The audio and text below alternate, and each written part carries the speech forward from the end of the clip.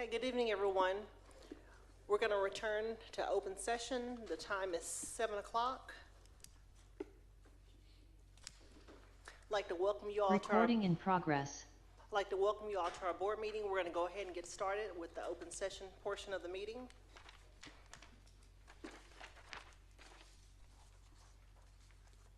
Okay, at this time, we have no actions to take from closed session. So now we'll move on to opening ceremonies. First is the Pledge of Allegiance. Dr. Pereira. Thank you, Madam President. I'm going to turn that over to Kimberly Simpson to share that information with our board and our community. Ms. Simpson, the floor is yours when you're ready.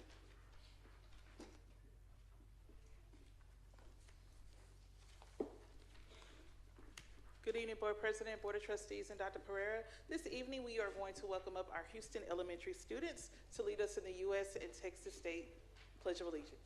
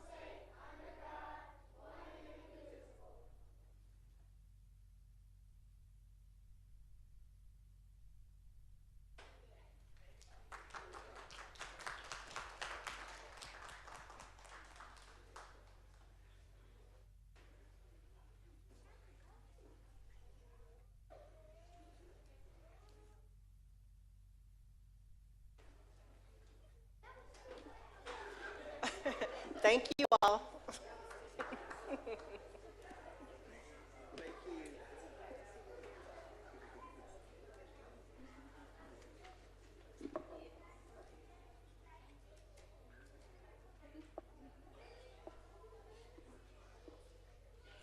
Okay, at this time, we'll move on to citizens' communications. Dr. Pereira, do we have any citizens' communications? Not to my knowledge, Board President. Okay, thank you. Okay, at this time, it's time for recognitions and commendations. Dr. Pereira. Thank you, Madam President. Again, I'm going to turn it over to Ms. Simpson to share that information with our community and our board. Ms. Simpson, whenever you're ready. All right, thank you. Good evening, Board President, Board of Trustees, and Dr. Pereira. I'm going to hop into our board acknowledgments and recognitions this evening. September is a month full of celebrations. This week, Lancaster ISD has celebrated the start of Hispanic Heritage Month, National Arts and Education Week, and IT Professionals Day. Next week, we will celebrate Education Technology Day and Teachers Assistant Day. Hispanic Heritage Month began on September 15th. This year's theme, Collective Heritage, Honoring the Past, Inspiring the Future, highlights the powerful impact of those who have paved the way for change in the Hispanic community. Throughout the month, we are sharing stories through video spotlights on our social media pages. Here's one of our videos that is in rotation now, featuring one of our students. Hello, my name is Yaretsi from Houston Elementary, and here's your Hispanic Heritage Month fact of the day. Did you know there are 21 Spanish-speaking countries around the world? Each country has its own unique foods, music, dances, and traditions, but they're all connected through the Spanish language. That's a lot of cultures and celebrations to enjoy. So our videos feature our students and our staff, and it will continue throughout the entire month until October 15th. Lancaster ISD had a grand time celebrating Grandparents' Day this month. Our elementary campuses had hundreds of grandparents visit their grandchild's school to celebrate the day. Check out this quick video highlighting the entire celebration. Welcome to Houston Elementary. We are super excited to celebrate our amazing grandparents for Grandparents Parade. Hi! Hey, babies! They are so excited. Our students are so excited. Our grandparents mean so much to us, and so we had to honor them. Look at that woman. She's on the top of the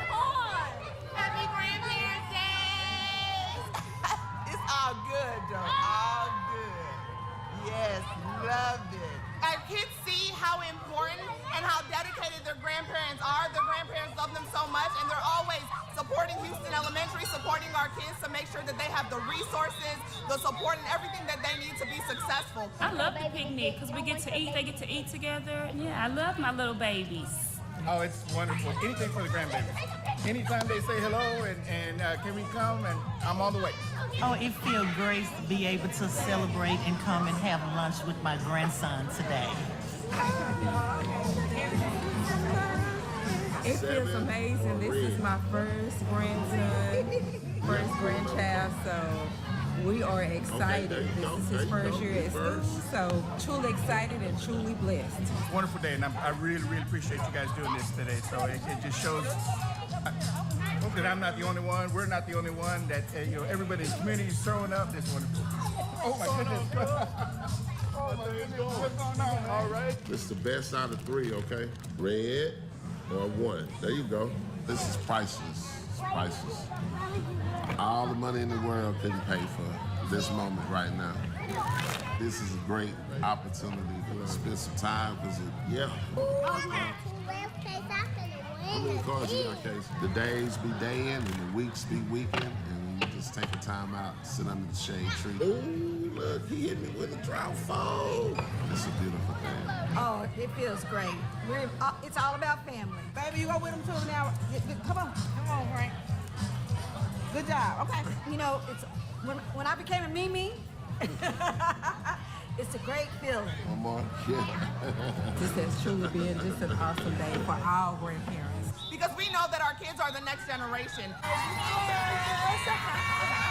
so seeing their grandparents and seeing all that they've accomplished helps our students know that they can do it too. And so it pushes them to do their very, very best. Have a good day today.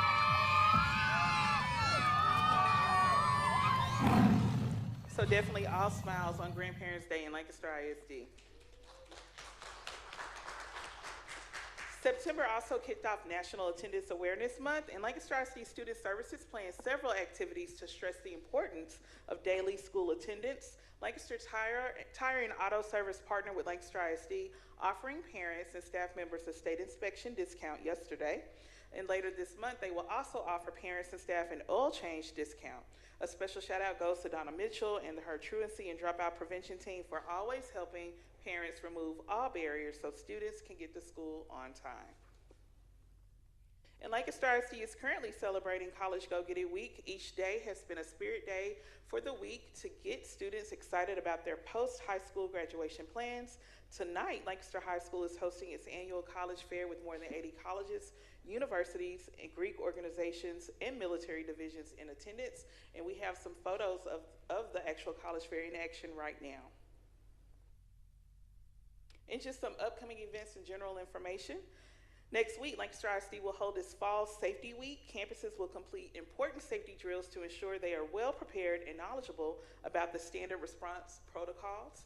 These drills help reduce confusion, panic, and ensure our students are prepared in case of an emergency.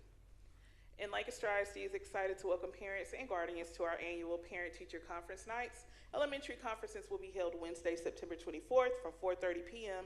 to 7:30 p.m. GWC, LMS, LHS, and the early college conferences will be held Thursday, September 25th from 4 p.m. to 7 p.m. And BAMO will be from 5 p.m. to 7 p.m. on that same night. And our Lancaster ISD Special Education Department will host the first Strengthening Families event of the school year on Thursday, September 25th. This event will provide families with informational sessions, resources from vendors, and engaging activities designated for students and family support. And it's almost time for our annual Kindergarten Kickoff Tailgate. It's one of our favorite events to host. This year's event will be tomorrow, Friday, September 19th. We're inviting all Lancaster ISD kindergartners and their families to enjoy food, music, and fun, and an opportunity to sign up for Dollars for College Savings Plan. The Kindergarten Kickoff Tailgate will begin at 5:30 p.m. And mark your calendar, BAMO is hosting the first Parent University event of the year on Saturday, October 4th from 9 a.m. to 12 p.m. through district and community partnerships. Parent University is a way to assist parents and provide resources to the Lancaster community. And guys, it's homecoming time. We are pushing out our information for our annual homecoming festivities. We will be hosting the homecoming parade on Monday, October 6th at 5:30 p.m. and the community pep rally is immediately after the parade at Tiger Stadium. The homecoming game is Friday, October 10th at 7 p.m. against the Skyline Raiders, and the homecoming tailgate will begin at 5:30 p.m. on that Friday. And lastly, not that I have to remind anybody about the upcoming fall break, but as a friendly reminder, Monday, October 13th through Friday, October 17th, Lancaster ISD campuses and offices will be closed, and we will welcome back our students on Monday, October 20th. And board, at this time, I'm going to ask you to actually join me on the floor for a special recognition.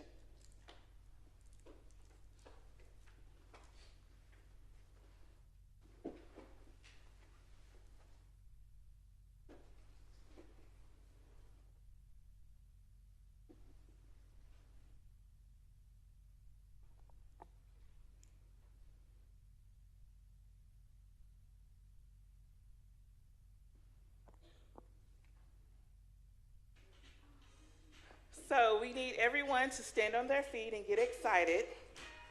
We are celebrating our campuses who have had academic success. Tonight we have the honor of celebrating several of our Lancaster ISD campuses that have achieved a B rating from the Texas Education Agency.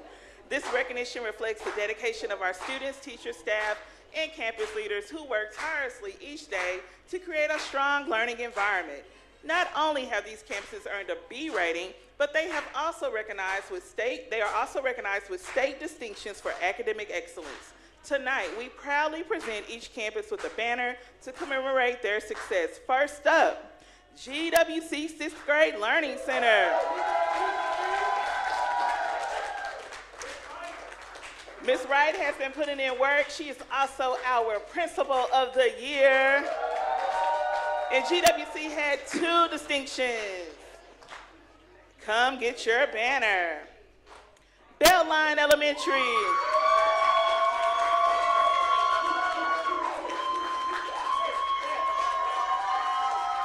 We have Travis Anderson. Woo! Come on down here. Travis Anderson, and I'm going to ask Ms. Tatanisha Stevenson to join him as well. We know we had transition here, but we know Ms. Stevenson put in the work, and now Travis Anderson is taking the lead.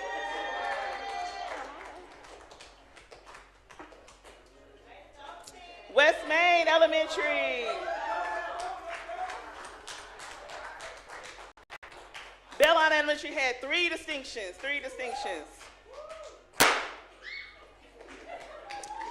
West Main Elementary had a B rating with 3 distinctions. You got to stand over here. Come over here on the side for me. Just come here, just so they can take that picture right here. I don't know if you heard me, but West Main had 3 distinctions. Rosa Parks Millbrook Elementary.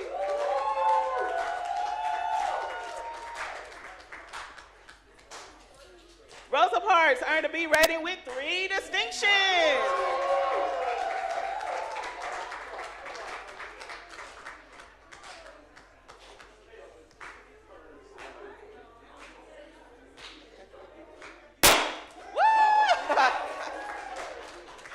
And Houston Elementary, B rating, 2 distinctions with the big 23-point game.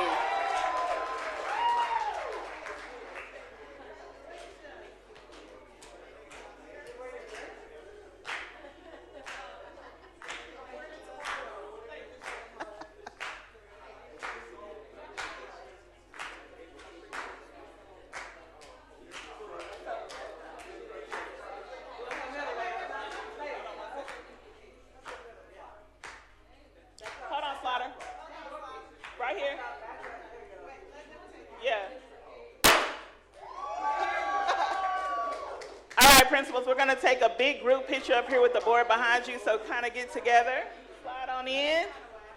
Now, this is motivation for you all to go ahead, and we're going up to the A's next year because we need Pereira to do 12.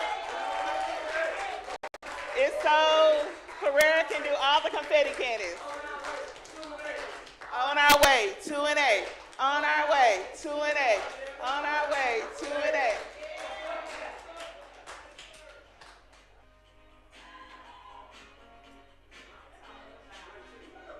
It's a good look, guys. So Dr. Kimbrough, they'll be in touch so the banners can go up on their campus pretty soon. All right.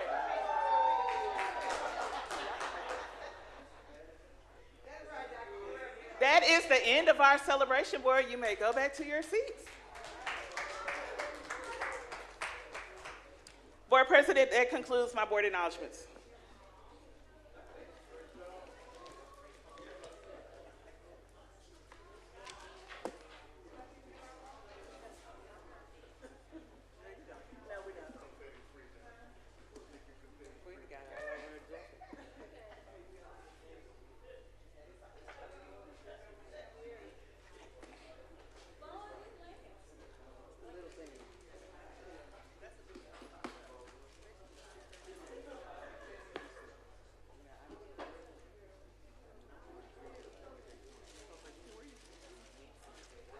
Right, congratulations to you all for those distinctions. That was awesome. We're so proud of you, and we're looking for more next year. Alrighty. Board, we're gonna, there's the conservators report is up next. We will be skipping that until next week. Dr. Francois is not with us, and the report had not arrived for tonight. So we'll move on to the superintendent's report.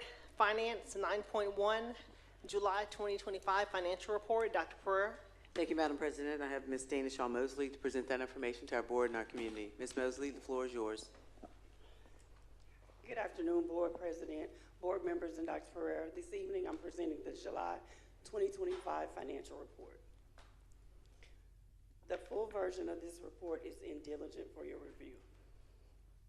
The first slide represents the taxes collected for July 2025. As you can see, we owed funds back to property owners for refunds or protests they won or return checks, which is a return of $200,970.86.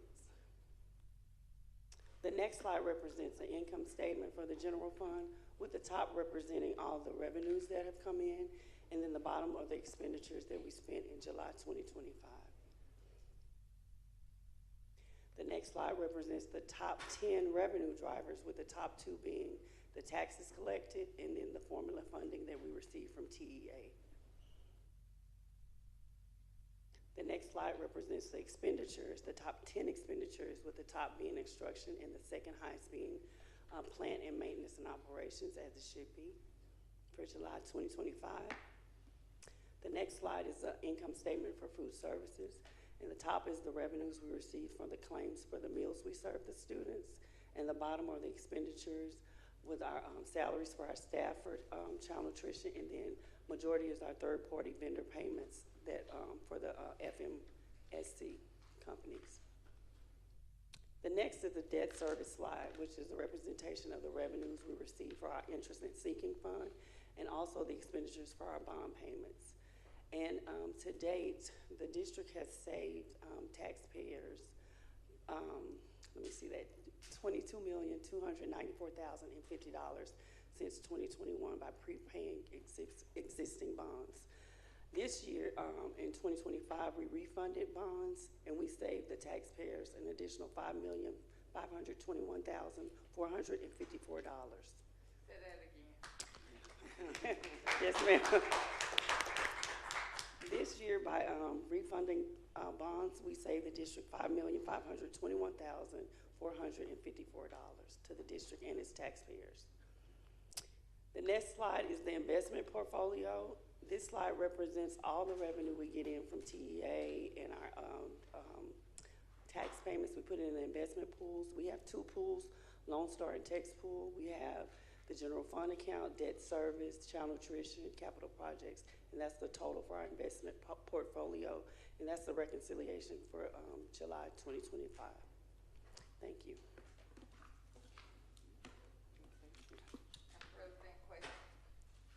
Ms. Morris. Thank you.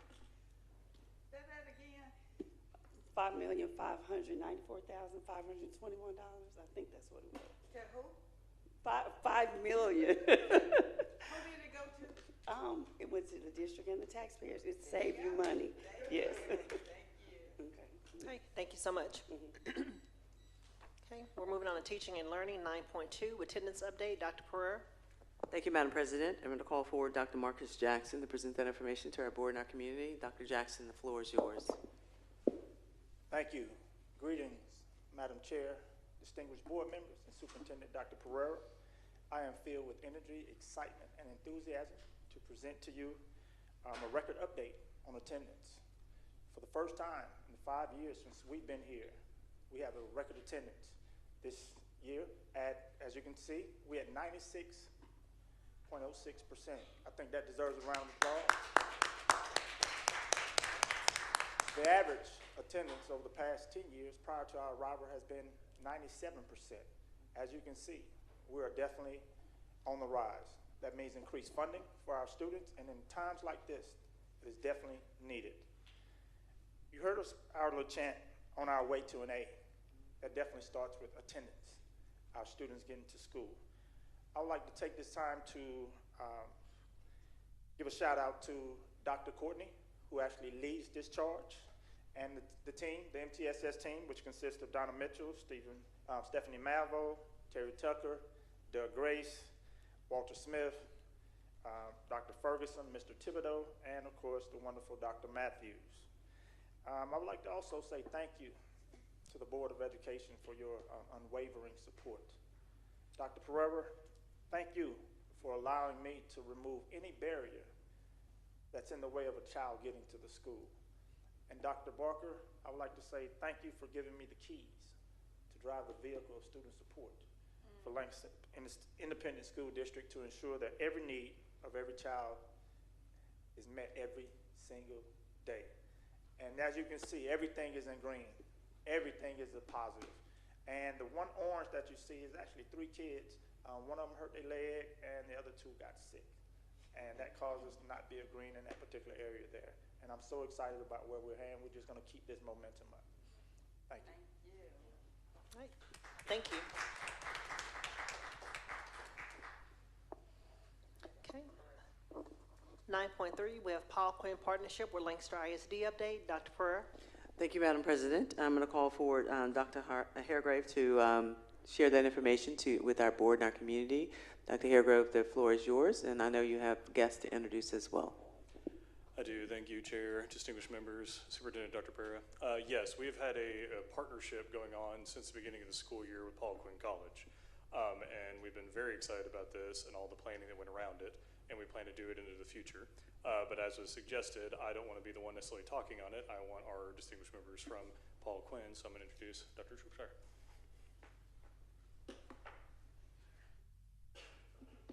Good evening, Board President, Board members, and Dr. Pereira. It is great to be here with you. I bring you greetings from Paul Quinn College, and on behalf of our president, Michael Sorrell, who is at the Miss Paul Quinn pageant right now, we say good evening to you and thank you for being our partners. We've been having some great conversations with the leadership and also with Ms. McMurray and also Dr. Hairgrove around dual enrollment. And when we think about the idea of dual enrollment, we're not thinking about dual enrollment for the sake of dual enrollment. We're thinking about enrolling in college classes while you're also enrolled in high school that is towards an end of a certification, also in the end of having skills. And when we think about the idea of entrepreneurship and what that means, it's the ability to take what you know, identify a real world problem, and then devise a solution. And as we all know, we live in a world where we need students that can take what they know, build something with their hands, and have a solution. And so we are excited to partner with you all in doing that. As we think about a Paul Quinn education is split into 4 parts. The first part is your subject matter expertise. What is your major?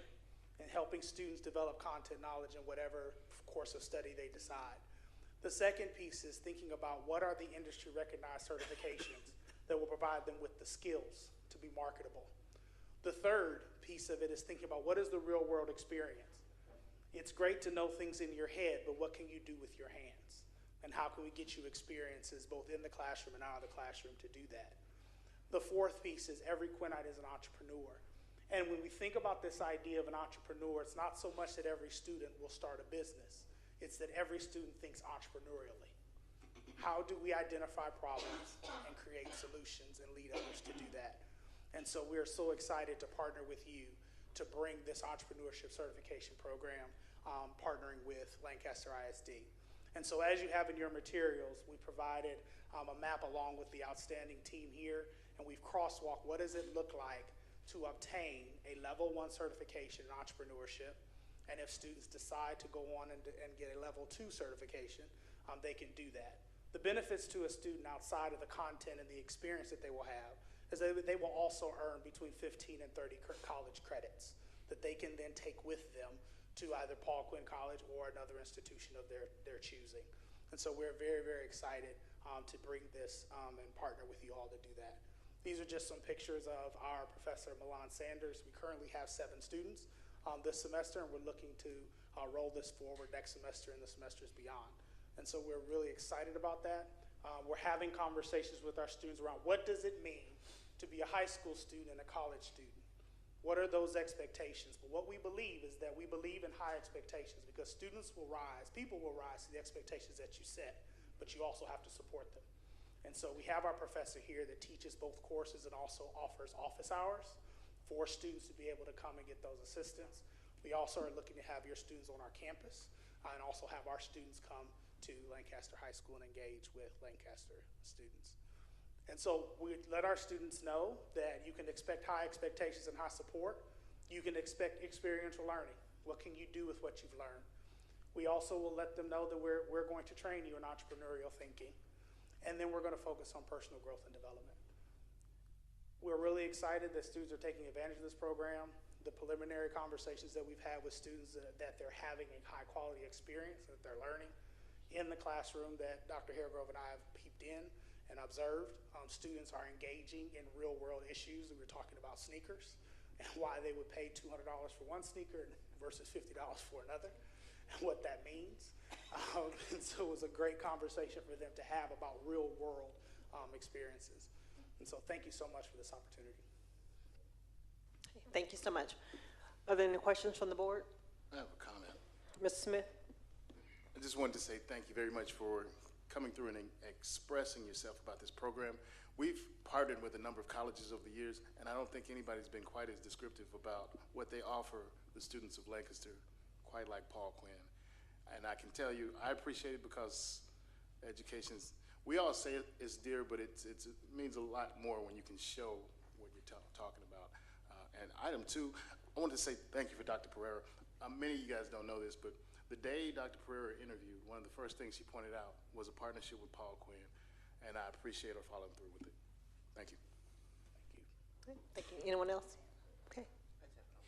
Dr. Pereira.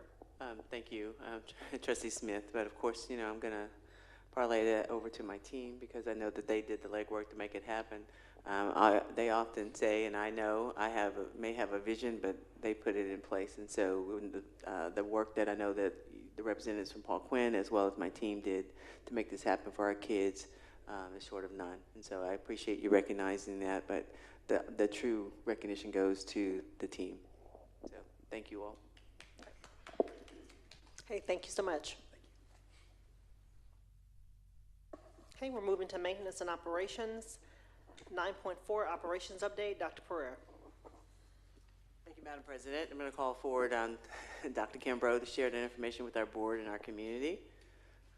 Dr. Kimbrough has hit the ground running and lots of projects and opportunities to excel. Good evening, Board President Hamilton, distinguished Board of Trustees, and Superintendent of Schools, Dr. Pereira. The first thing that's been up is our hot topic is the elevators. We had an elevator out at LMS and also Tiger Stadium elevators out. I did meet with the vendor, and this part of our thing of holding vendors accountable for the contracts they agreed to in completing this work. I met with that vendor on September 8th, and I gave them hard deadlines. The deadline to fix LMS elevator, because that was putting a hardship on our students and our staff walking those steps, was this week, September 15th through 19th. At 9 o'clock on September 16th, they had that elevator up and running. It was electronic, it was with the badge reader. It took a special technician. You can see him sitting on the floor to sit there and figure it out. They had swapped out every part, and they had no resolution, and I told them, find a resolution and get that elevator up, or we will go with a different vendor to get it fixed.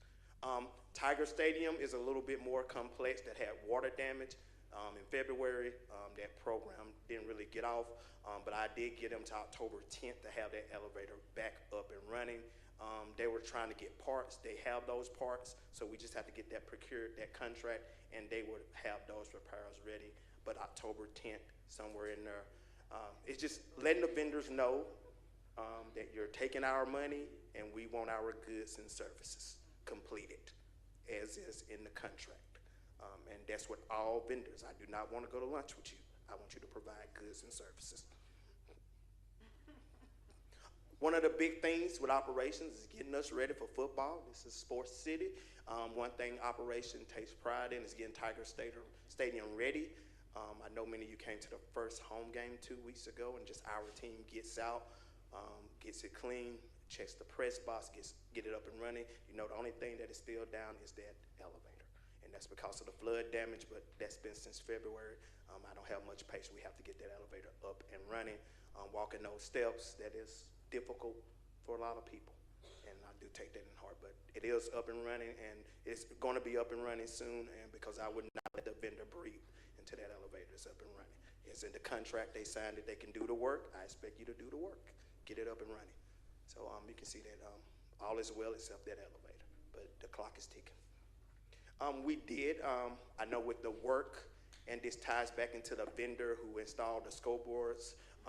They also had a software program on there, Pro Presenter.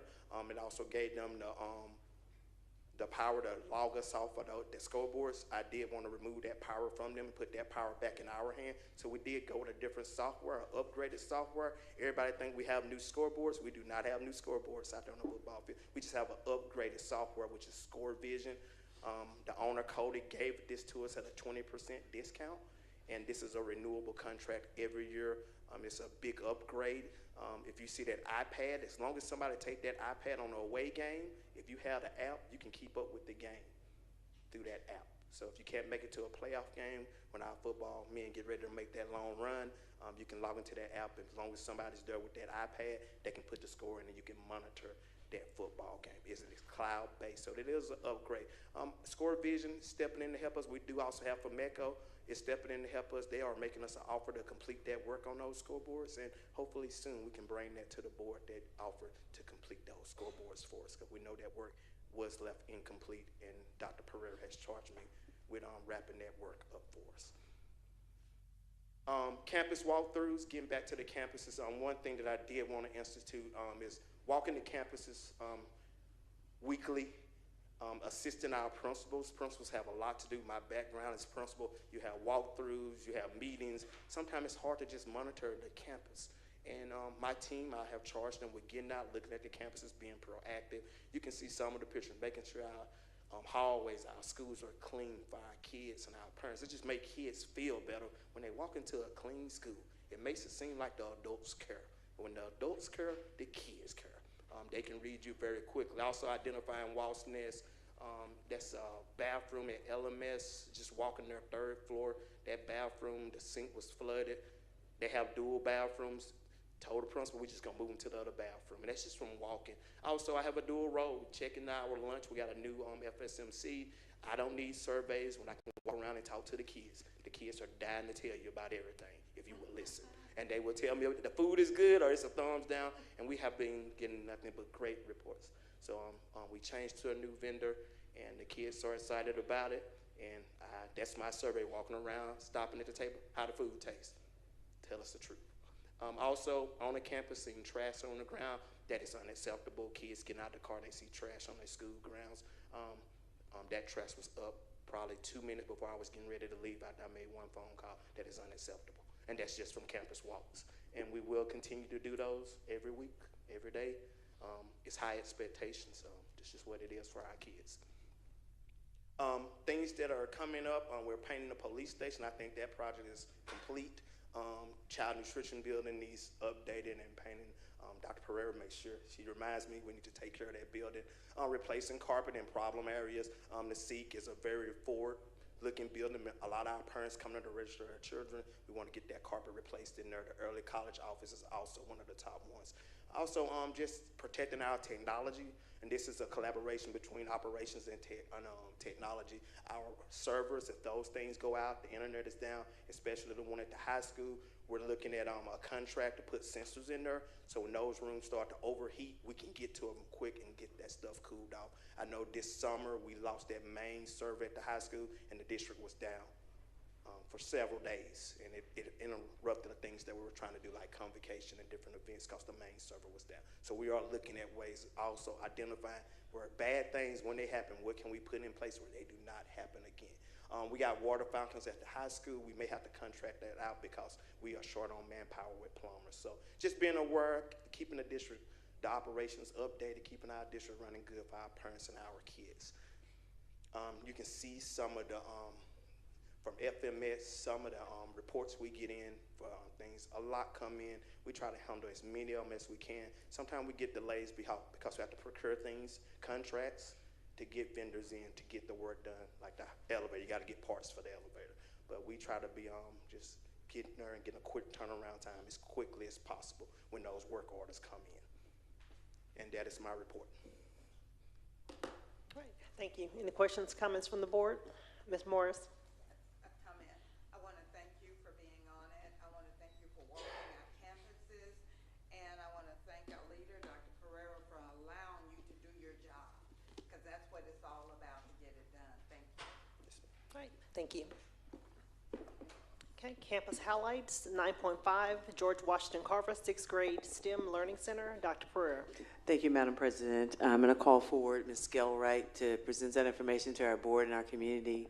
And while she strolls up to the podium, I just want to say that I knew Ms. Wright would be the right leader for GWC when she took over 2 years ago. That campus was a D campus, and they are also now a B, but I know they're on the way to an A. And for the first time in the history, again, No pressure. she had no pressure, just high expectations. That's all that is. But I know that you hold them true to be in your hallways and in your classrooms as well. So Ms. Wright, you can present that information to our board and our community. And she'll be presenting and highlighting a lot of things from House Bill 3 as well. So. Good evening, Board President Hamilton, distinguished board members, Superintendent Dr. Pereira, LISD family and friends. I am the proud principal of George Washington Carver 6th grade Learning Center. Just want to let you see a little bit of who I work with. This is my leadership team. I have Ms. Traylor, she's my counselor. Mr. Burkhalter, he's our Dean of Instruction. Ms. Nash, our fabulous math specialist. Ms. Akitaway, our dynamic ELAR specialist. Myself and Mr. Ayala. Now, this is a picture of the people who make it happen. I give them ideas and they run with it. So if we become an A, it's going to be because of them. So that's my team.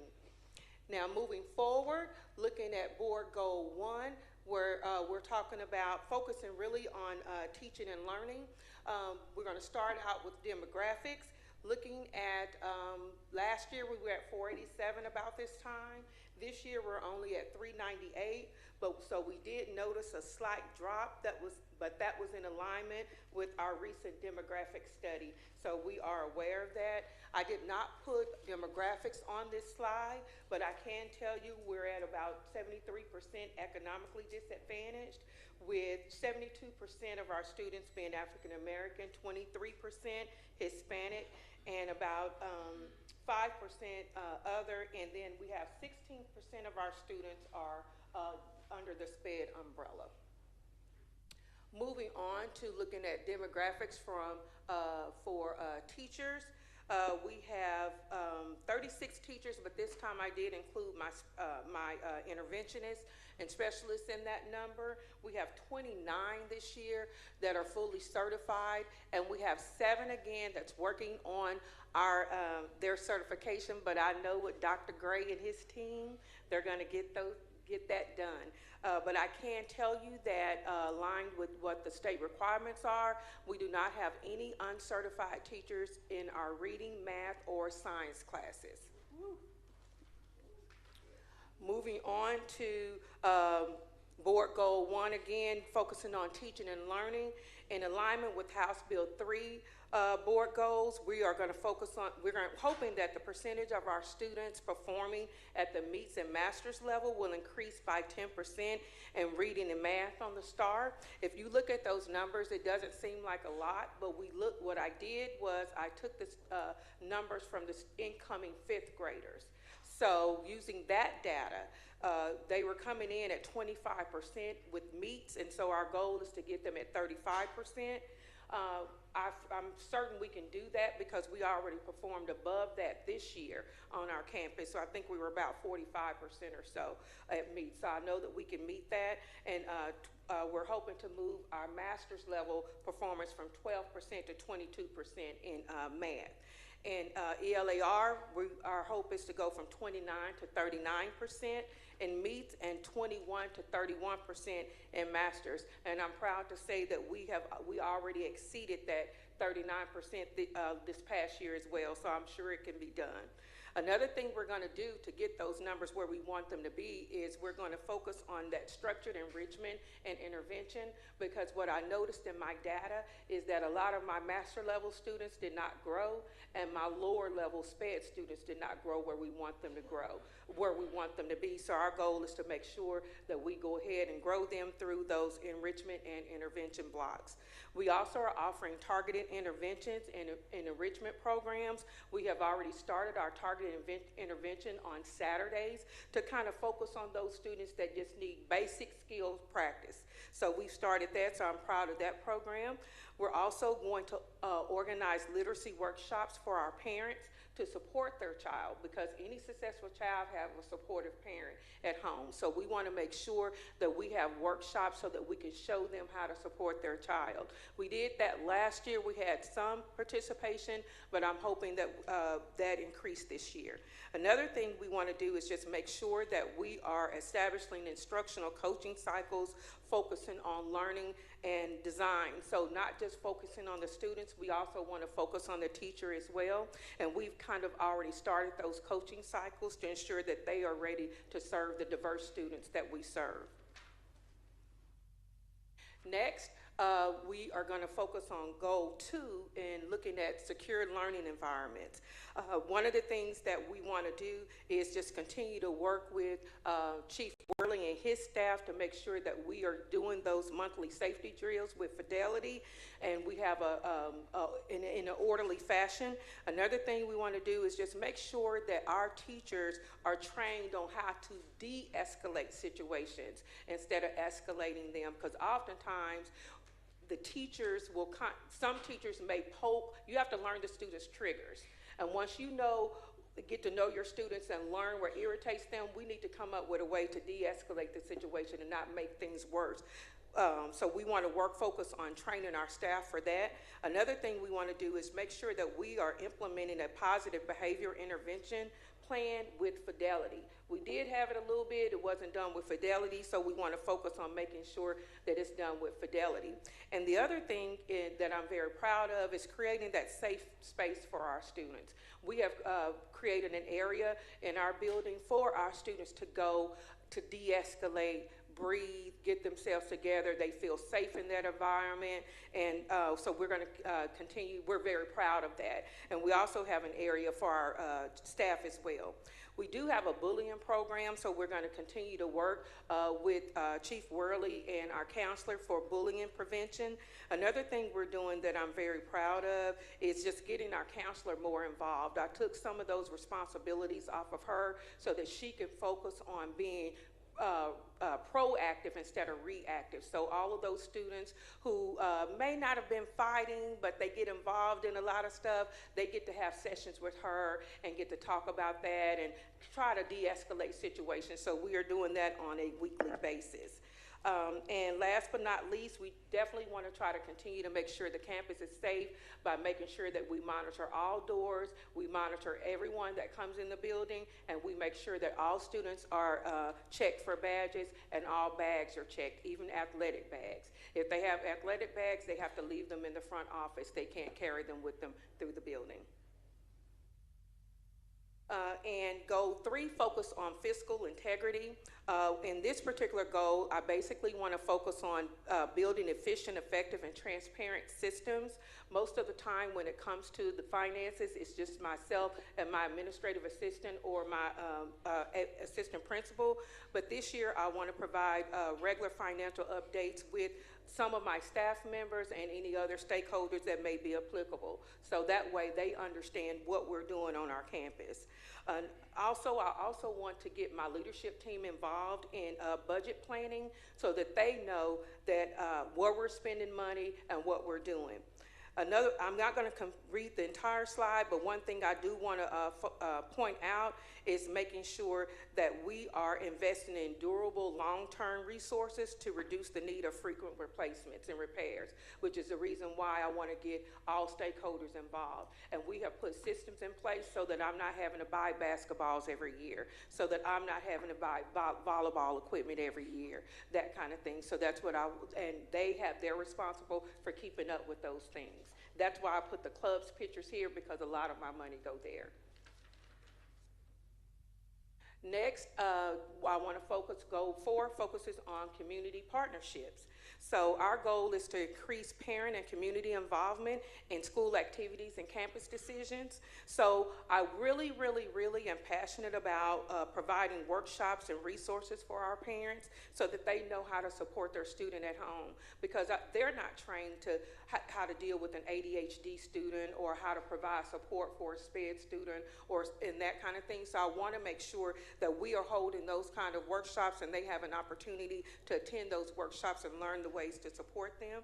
I also want to expand our parental involvement and mentorship programs. We've already started a mentorship program. I'm proud to say they've been to our campus 3 times already this year, and then I want to expand our parent volunteers as well. So we'll be working hard on that.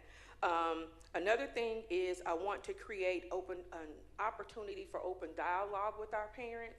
I usually, whenever parents show up and they want to talk to me, I'll just talk to them. But I also want to just include some other parents and be able to just sit, talk, have a cup of coffee, and get some feedback on what they see on our campus, what's working, what's not working from their perspective. So my plan is to do 1 in the spring and 1 in the fall, and I want to be really intentional about that. The next thing I want to do is when it comes to campus communication, I want to really focus on getting the word out about GWC and what makes GWC the place to be. And I think what happens is I'm not a big social media person, but I think that I've assigned someone that job this year. So she's on all social media, whatever you call it. So I think that that's going to change. And we're going to also make sure that we are communicating with our parents in primary languages so that they are able to read any of our documents. Okay, but for the most part, that's pretty much what's going on at GWC. That concludes my presentation for our campus, but I do want to say that I am very, very proud of the work that we're doing at GWC. I do think that I have a phenomenal staff this year. I told Dr. Pereira, if I'm going to get an A, this will be the year that I can get an A, because I have an awesome staff, and so I know that we're going to work together to do great things. If I don't get an A, I'll get close to it, but I'm definitely going to be striving for that. That concludes my presentation. Thank you. Thank you. Any questions or comments for Ms. Wright?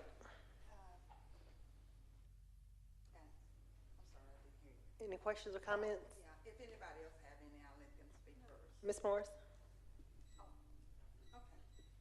All right, thank you. So, thank you so much for what you're doing and bringing. It's one thing, not so much even at your campus. I got to experience this today in real time, and I just want us to, when we talk about SPED, remember those gifted and talented and highly achieved students are under SPED. And so it's not always for those who learn low, because I had the experience of someone having a different disability, but was really on the high level of learning. And so we can kind of highlight them as well. And count those in our SPED students, because they are covered too. Yes. Thank you so very much. You're welcome. Madam Okay, President. Mr. Smith? Oh, thank you. I just want to say thank you very much for the outstanding job you've done at GWC. I do have a really quick question, and if you can't answer it now, or rather not, I understand, but can you identify any one or two items that you felt like were pivotal to getting you guys to the level of achievement? And I'm asking because we've probably had 3, 4, maybe even 5 principals since I've been here, and you've been the first to make the notable changes that you have. Would you attribute it to any 1 or 2, maybe 3 things? Well, I attribute it to setting high expectations and then just creating systems and processes and just sticking to those systems and processes.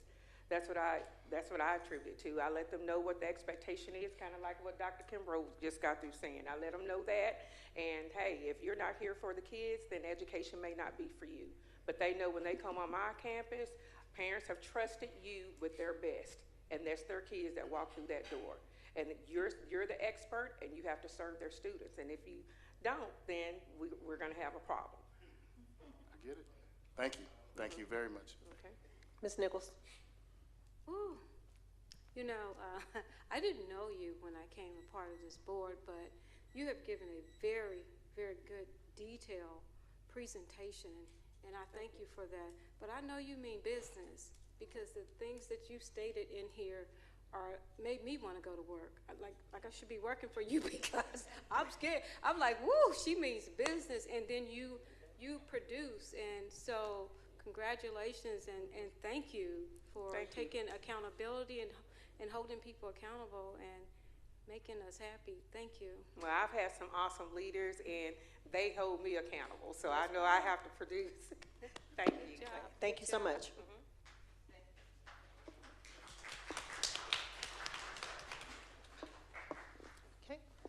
Next campus highlight is Houston Elementary School, Dr. Pereira.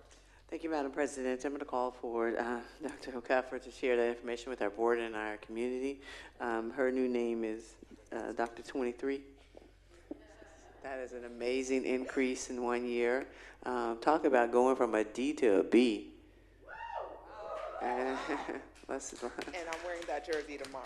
If, please, I thought you were wearing today. The floor is yours, madam. Thank you so much.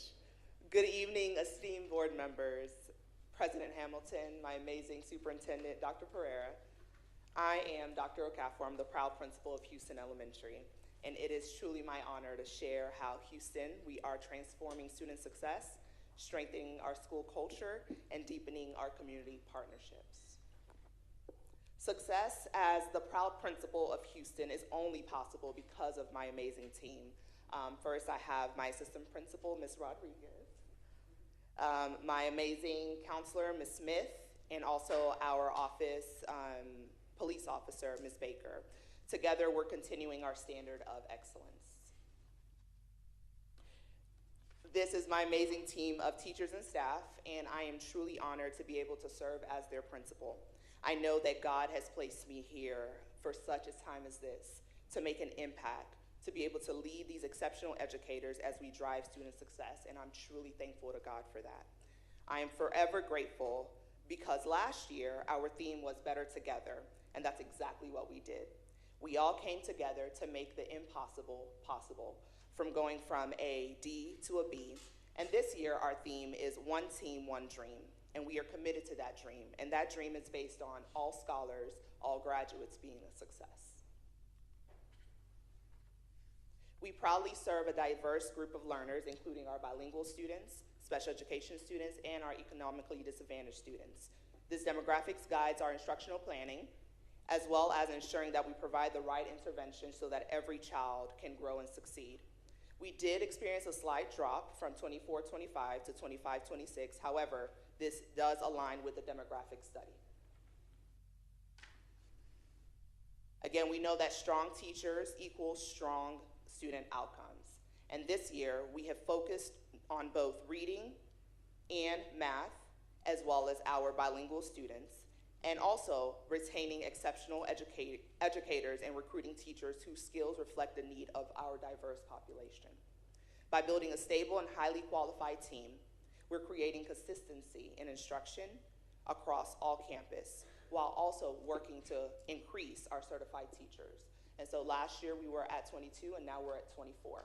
And so we're continuously growing in that.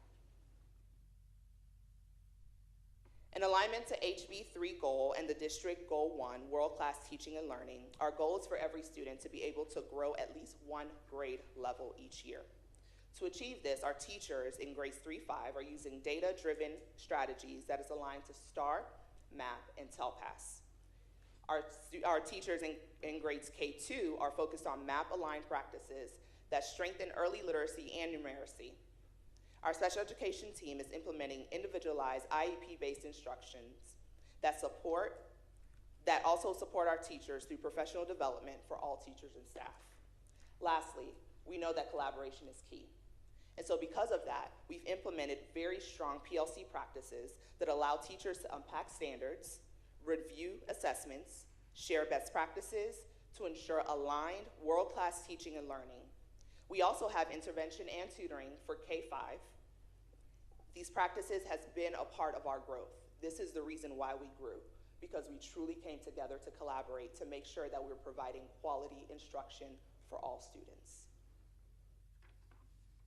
Also, in alignment to Goal 2, safe and supportive learning environment, safety and support are the foundation of learning at Houston Elementary. We're prioritizing safety practices through our monthly drills focused on safety and security. Also, we've also strengthened our campus protocol as well as our campus culture through recognition systems like our talkie trucks that we do every month. We also have principal pizza parties that we do every month, as well as good behavior dances that we do every grading cycle. We also have Teacher of the Month as well as staff surveys that we utilize just to make sure that our teachers feel safe and they're excited to come to work every day. These celebrations not only reinforce positive behavior, but again, they also improve attendance and create a culture where students and staff feel valued and supported at Houston Elementary. In alignment with Goal 3, fiscal integrity and stewardship, we remain committed to using our resources wisely and transparently. Through weekly reviews with our leadership team and alignment of the campus improvement plan with budget priorities, we ensure that every dollar supports student achievement. Fiscal integrity allows us to be able to sustain programs that directly impact student growth while also honoring our taxpayers' trust. Pictured here is a group of my teacher leaders. We met during the summer and we looked over our CIP to again make sure that we are aligned and that every dollar that we use is for our students. In alignment with family and community partnerships, Goal 4, we keep parents informed through newsletters as well as call-outs. We actively involve our PTO in campus initiatives as well. Events like our trunk or treat event, our holiday formal, our good behavior dances help build community while celebrating student success. We also track their participation and feedback to make sure that we are strengthening our partnerships and also making sure that our families feel heard, seen, and valued, while also connecting to our mission. In closing, Houston Elementary is proud of the progress that we are making. We remain fully committed to our mission of honor, exceed, and serve. With the dedication of our teachers, our partnership of our families, and the support of this board, we are confident that every child will thrive. So I would just want to thank you all for your continued guidance, your support as we move forward together as one team focused on one dream as we strive towards that A. Thank you. Okay, thank you so much. Any questions or comments from the board? Okay, thank you so much. Thank you. Okay, now we're moving on to the adoption of the consent agenda. 10.1, approval of the following minutes. August 13, 2025, work session and governance workshop. Number 2, August 27, 2025, regular meeting. Number 3, August 30th, 2025, public hearing, 25-26 proposed budget and 2025 tax year proposed tax rate. 10.2, consider approval of technology vendor services, lease and license renewal for the 2025-2026 school year. I've read you the consent agenda. Is there a motion? Madam President, Mr. Smith? I move that we accept the consent agenda as written. Okay, have a motion by Mr. Smith and a second by Ms. Nichols. I second, yes. Okay, have a motion to accept the consent agenda as presented. If you'll please vote from your devices.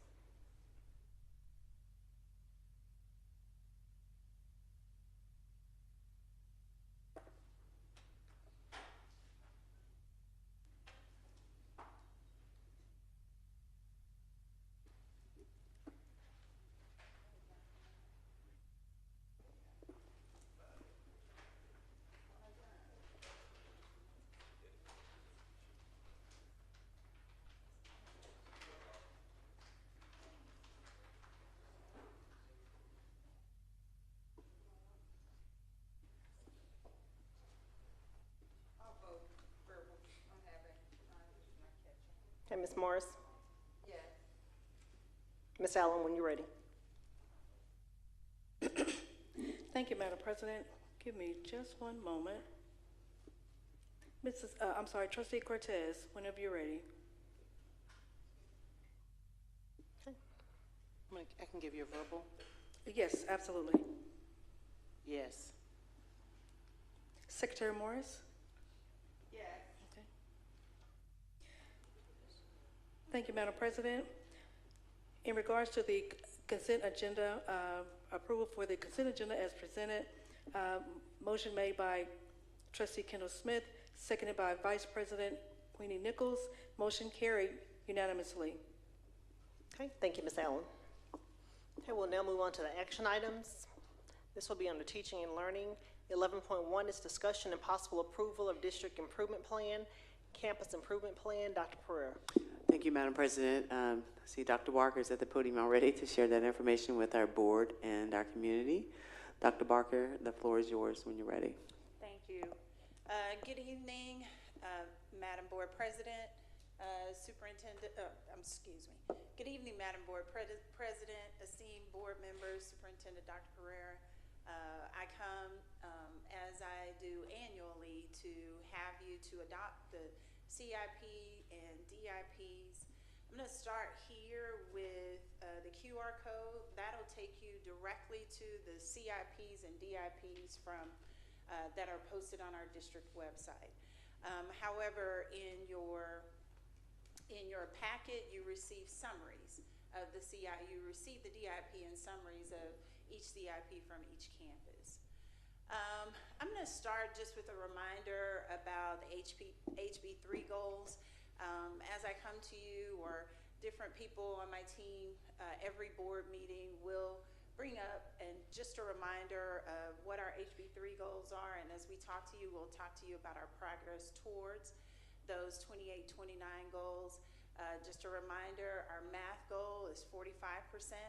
Our math goal, third grade math goal is 45% of our students will be at meets performance. Our reading goal is 50%, and our CCMR, we are committed to every cohort, at least 90% of our students meeting our the college, career, military readiness standards. I will say I do want to put a plug in that as late as today at 3 o'clock, the commissioner did discuss new accountability standards. So it'll be interesting as we learn more information about that, how these targets will change. But for now, these are the HB3 goals. We came a couple months ago just to kind of let you know where we were and how close we were to those. I'm bringing this up again, not just because we should discuss it here, but this was information that we used to develop the DIP. We want to make sure that as every campus was mentioned tonight, in Board Goal 1, you were able to hear some of the strategies that they had in order to meet Board Goal 1. And in Board Goal 1, we do have things around our third grade reading, third grade math, but reading and math also at every grade level. As you can see here, in 24, we're about 20% of our students at meets level. 25, we were able to raise that to 26% in math. In reading, we raised that as well from 37 to 38, and same for CCMR, getting closer to that 90% CCMR goal. I added this in just so that you can see a comparison from year to year of approaches, meets, and masters. I won't go through each one of those, but I also wanted you to be able to see it with the state, where we are and how we compare. So tonight I'll just talk through a few of the problem statements that help us to shape the DIP. In Board Goal 1, we are often faced with many of our students entering upper grades lacking the foundational reading skills. That hinders their ability to access grade level text. It impacts their growth on interim assessment and ultimately reduces the percentage of our students who achieve meets grade level on STAR, EOC, and our English and reading assessments. We are pretty heavy on what our strategies are around reading, because we know that that's the foundational piece. If our students can't read, they can't do math, science, social studies, our excel in art class, band, and all of the other things that the district offers. Board Goal 2, despite the goal of creating a safe and inclusive school and classroom environment, gaps still remain in students' awareness and understanding of the harmful effects of cyberbullying, highlighting the need for targeted education and prevention efforts. The state has somewhat helped us by banning the cell phones from the school environment. That's helping us to reach Board Goal 2, but we also put in an extra measures as a district. We've done that for the past 3 years and making sure that our students understand what cyberbullying really is. Other problem statements for Goal 3 over the past several years, the availability of student devices has significantly decline across the district. And when I say availability of student devices, I really mean some of the devices at some of the grades where we've had damage. So we've tried to put things in place to make sure that, one, we are being great stewards of the district's money, but also making sure that our students have what they need to engage in learning 21st century skills. And lastly, in Goal 4, the special education department sometimes is not consistently involved in our family engagement and academic events. So we make sure that what we want to do is make sure that we do include them in everything, that they are a big part of everything that we do. And in addition, the special ed department and Ms. Cromer puts on targeted events for our special ed students and families. And so, as I mentioned in your packet, there are CIPs and the CIP summaries this year. It's a little bit different. Principals were asked to summarize by goal. So as you visit the campuses, if you review some of the CIPs before you go to, or the specific CIP as you go to visit a campus, you'll be able to see how we're working towards the board goals. And so my ask tonight is that you adopt the district improvement plan and the campus improvement plans for the school year. This is in accordance to our requirement to have those adopted prior to October 1st. So with that, I will take any questions. I do also want to acknowledge that Trustee Jones did put some questions into the portal. Some of the questions he asked for some trend data. It's going to take us a while to kind of get that together. We will run reports. Those things that aren't in reports we may not be able to provide. I did want to acknowledge that those were put in the portal. And we were able to receive it late today. Last thing before you take a vote and I close it out, on Thursday, I've started Thriving Thursdays, where I visit classrooms to look and see where our students and our staff are thriving. I just want to invite the board to come do any of those walks. I hit between 8 to 10 classrooms every Thursday. So really nice to kind of see all of the things that you see in the CIP actually in action. So that is open every Thursday, Thriving Thursday. You're invited to be a part. Great. Thank you, Dr. Barker. Any questions or comments? Madam President. Ms. Morris. Thank you. I'm glad you said that. Now, can that be placed on our agenda that you do this once a week, and then therefore whoever want to jump in or contact you to be able to do that? And I think Dr. Pereira does it also. You probably do it every day.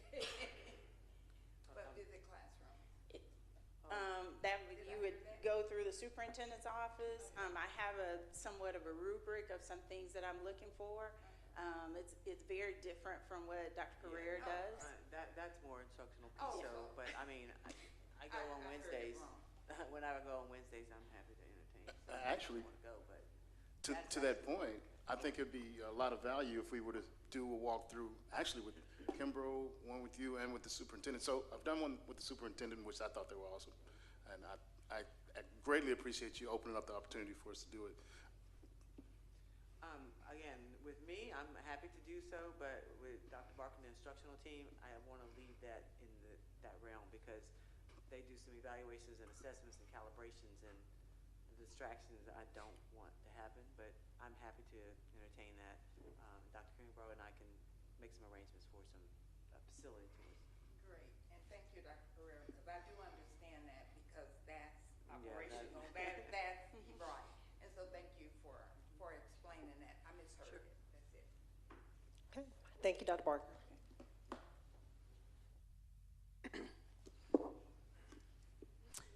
Okay, board, this is an action item. Is there a motion? Yes, Madam President. Ms. Nichols? Yes, I would like Your mic.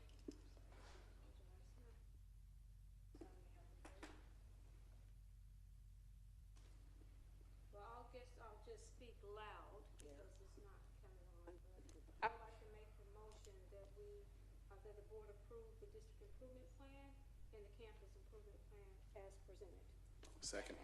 Okay, have a motion by Ms. Nichols to approve the district improvement plan and campus improvement plan, a second by Ms. Morris. Any further discussion from the board? Hearing none, I'll call for the vote. If you'll please vote from your devices.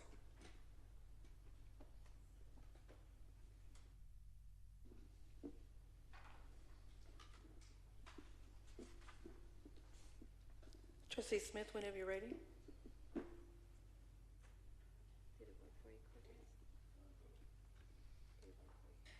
Thank you, Madam President. On behalf of the Lancaster ISD Board of Trustees to adopt the District Improvement Plan and Campus Improvement Plans for the 25-26 school year as presented, motion made by Vice President Queenie Nichols, seconded by Secretary Carolyn Morris. Motion carried unanimously. Okay, thank you, Ms. Allen. Okay, we'll move on to 11.2, discussion and possible approval of fine arts requests for the WEBO band trip. Homecoming Parade, Grambling State University, Grambling, Louisiana, October 11th, 2025. Dr. Pereira. Thank you, Madam President. I don't think we have Ms. Gaines here tonight, but we do have Coach Brown to present that information to our board and our community. Mr. Brown, the floor is yours. Thank you, Dr. Pereira. Good afternoon, good evening, Board President, distinguished board members. I'm here this evening to talk about a travel request for our WEBO band. And as I mentioned a few weeks ago, I really want to say again that we, on the behalf of the district, we really appreciate the school board for really helping us with the addition of those instruments that were purchased last semester. And that really, the sound of the WEBO band is you can hear the new instruments coming through loud. So we thank you guys for that. The travel request, we want to talk about an annual trip that the WEBO band takes yearly to Grambling University. Just to give you some details, that happens during the Grambling homecoming. You can see that's on October the 11th. Approximately 165 members, that's our entire band group, will be attending that particular trip. That trip entails quite a few things. It's the homecoming parade, which is a big occurrence there at Grambling State University. It's also an opportunity during that time for our band to kind of audition for the Grambling band. And right now, there's about 25 band members that are part of the Grambling State Marching Band. And so this is a great opportunity for our band members to see what it's like at the college atmosphere, and it gives them aspirations and goals to want to continue to be a band member at the next level. So that's that piece of the parade. That also in the evening time, it's an opportunity for band members and everybody there to attend the football game, which gives them a chance to see the bands from both teams. So it's a really great opportunity. Just to give you an idea, The district, this is something that is covered through the fine arts budget. This gives you an idea of what that entails. That's the charter buses. That's all that's included. We also have meals that go along with that. And so all of that is included in our budget with that. So at this time, I'd like to ask the board if there are any questions on this agenda. Okay, thank you. Any questions or comments from the board? Okay. Ms. Morris. Real quickly, I just want to say that I was at a game and got to see those nice instruments, and thank you so very much. You're welcome. Thank you guys again. Okay, thank you. Board, this is an action item. Is there a motion? President Hamilton, Ms. Cortez? I'd like to make a motion that the board approve the fine arts request for the WEBO band trip, which would include the homecoming parade at Grambling State University in Grambling, Louisiana, October 11, 2025. Second. Have a motion by Ms. Cortez to approve the fine arts request for the WEBO band trip homecoming parade at Grambling State University on October 11, 2025. A second by Ms. Morris. Any discussion from the board? Hearing none, if you all will please vote from your devices.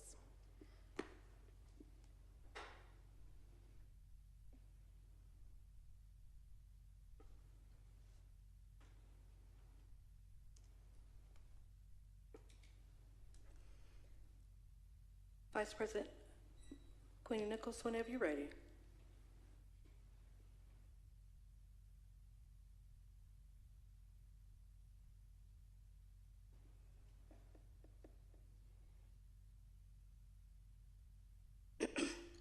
Thank you, Vice President Nichols.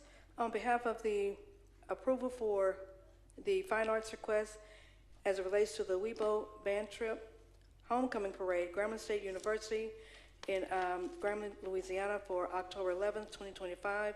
Motion carried unanimously. Okay. Thank you, Ms. Allen. Congratulations. Thank you. And I know you you all will represent us well. Absolutely. Okay, we're moving on to 11.3, discussion and possible approval of athletics request for running Tiger Boys basketball trip, Pride of the Eastside Showcase Boys Basketball Tournament, Douglas High School, Oklahoma City, Oklahoma, November 20th through 22nd of 2025. Dr. Pereira. Thank you, Madam President. And Coach Brown is at the podium to share that information with our board and our community. Again, Board President, distinguished board members, and Dr. Pereira, I'm coming to you to talk about, we're going to shift gears and we're going to go in different directions. I think the previous trip was down south, and this trip here is to talk about crossing state borders going north. So this is to talk about our Running Tigers basketball team, boys basketball team. This is another trip that is a continuance of what we did last year. We were champions in this particular showcase of Eastside, the showcase last year, and they have invited us again. This particular trip takes place in Douglas, at Douglas High School, which is in Oklahoma City, Oklahoma.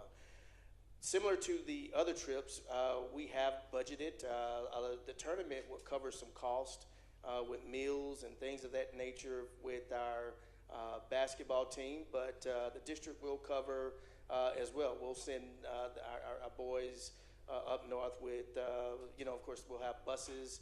We'll have meal money for them just in case they happen to run out of food at the tournament. But we'll cover that, and those things are covered. And so the biggest piece about this trip is we want to come home second year in a row as champions from this trip. Any questions? Okay, any questions from the board? Okay, hearing none. Board, this is an action item. President Hamilton, Ms. Cortez? I'd like to make a motion that the board approve the athletics request for Running Tigers basketball trip, Pride of the Eastside Showcase Boys Basketball Tournament, located at Douglas High School in Oklahoma, Oklahoma City, Oklahoma, on November 20th through 22nd, 2025. I have a motion by Ms. Cortez. Is there a second? I second, Madam President. Have a second by Ms. Nichols. Any discussion from the board? Okay. Just to reiterate, there is a motion by Ms. Cortez, a second by Ms. Nichols. If you all will please vote from your devices.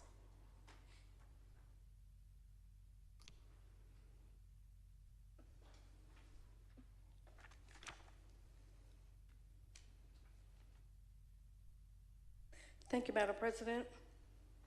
On behalf of the approval for the athletics request for Running Tigers boys basketball trip, Pride of the East Side Showcase Boys Basketball Tournament, Douglas High School, Oklahoma City, Oklahoma, for November 20th through the 22nd, 2025. Motion carried unanimously. Thank you, Ms. Allen. Congratulations. Thank you, guys. Okay, we'll now move to the human resources portion, which is 11.4, discussion and possible action to approve a resolution certifying compliance with Texas Education Code 11.005 and 28.0022 regarding prohibitions on diversity, equity, and inclusion duties, and to authorize the superintendent to submit the required annual certification to the Texas Education Agency on or before September 30th, 2025. Dr. Pereira. Thank you, Madam President. I have Dr. Gray coming to the podium to share that information with our board and our community. Dr. Gray, the floor is yours when you're ready. Good evening, Board President Hamilton, Board of Trustees, and Superintendent Dr. Pereira. Tonight, we are requesting approval for a resolution certifying compliance with Texas Education Codes 11005 and 28.0022H regarding prohibitions on diversity, equity, and inclusion, otherwise known as DEI. Again, this resolution authorizes the superintendent to submit the required annual certification to the Texas Education Agency on or before September 30th, 2025.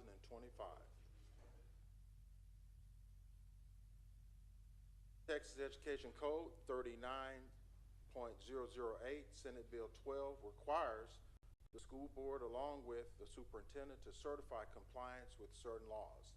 This certification requires that the Board of Trustees hold a public meeting and be approved by a majority vote, which has been posted for at least 7 days.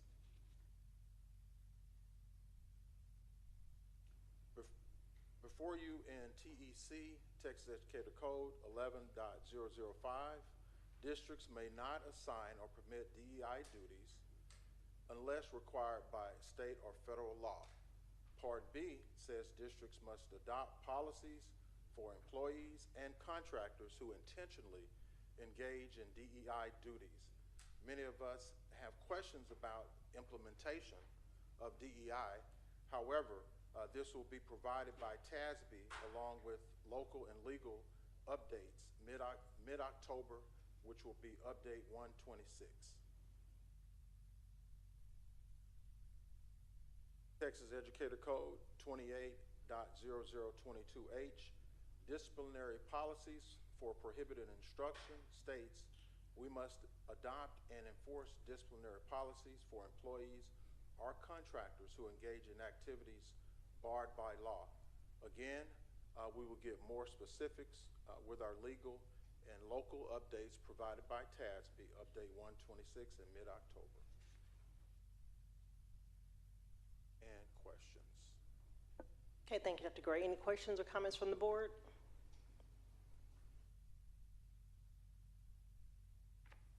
Okay, board, this is an action item. Is there a motion?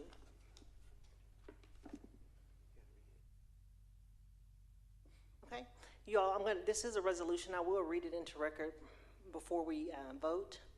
Lancaster Independent School District resolution certifying compliance with diversity, equity, and inclusion DEI provisions. Whereas Senate Bill 12, 89th Legislature, regular session 2025, added section 39.008 to the Texas Education Code, requiring each school district superintendent with approval of the district's Board of Trustees to annually certify to the Texas Education Agency compliance with the certain laws, and whereas the certification must include compliance with the Education Code 11.005, prohibition of diversity, equity, and inclusion duties, and 28.0022, disciplinary policies for violation of prohibited instructional practices, and whereas Section 39.008 further requires the certification to be approved by majority vote of the Board of Trustees at a public meeting for which notice has been posted at least 7 days in advance,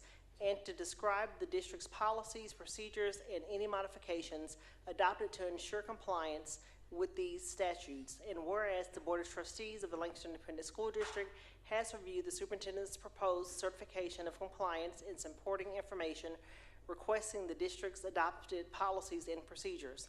Now therefore be it resolved by the Board of Trustees of the Lancaster ISD School District, the board hereby certify as required Texas Education Code 39.008 that Lancaster ISD is in compliance with the provision of 11.005 and 28.022 the Education Code. Number 2, the board approves the certification prepared by the superintendent describing the policies and procedures adopted by the district to implement these provisions, including any modifications made to ensure compliance and identifying any cost savings resulting from such actions. Number 3, the superintendent is hereby authorized and directed to submit the certification to TEA electronically on or before September 30th, 2025, and to take the further actions necessary to ensure compliance with the requirements of Section 39.008, adopted this 17th day of September 2025 by a majority vote of the Board of Trustees of the Lancaster Independent School District at a duly posted public meeting. This is signed by Marion Hamilton, Board President, and Dr. Chryste Pereira, Superintendent.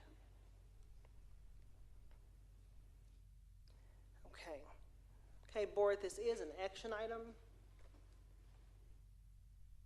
Okay. Is there a motion? Yes, there is a motion. I would like to make a motion, discussion and possible, to approve, action to approve the resolution certified compliance with the Texas Education Code 11.005 and 28.0022H regarding diversity and inclusion, equity and inclusion, DEI duties, and authorize the superintendent to submit the required annual certification to the Texas Education Agency on or before September 30th of 2025. Second. Thank you. Have a motion by Ms. Nichols and a second by Ms. Cortez to approve the resolution certifying compliance with Texas Education Code 11.005 and 28.022 regarding prohibition of diversity, equity, and inclusion duties, and to authorize superintendent to submit the required annual certification to the Texas Education Agency on or before September 30th, 2025. Board, is there any discussion? Okay, hearing no discussion, this is an action item. If you'd please vote from your devices.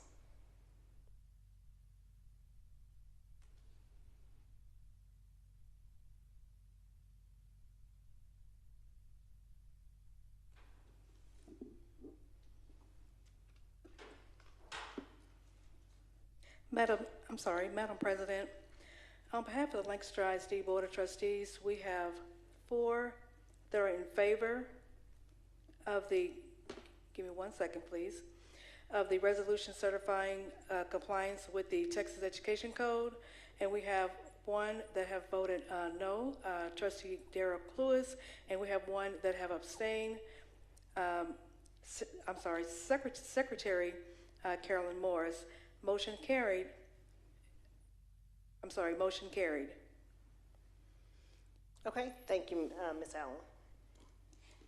Okay, now we'll move to board matters. 12.1, discussion and possible board action to direct further investigation of real estate transactions outlined in agreement of sale and exchange between Lancaster ISD and the City of Lancaster, approved in April 2004, as presented by Weaver and Tidwell LLP in its previous report to the board. Board, this is a item that was requested to be placed on the agenda. Is there any discussion? Yes, Madam President. Ms. Morris. Thank you.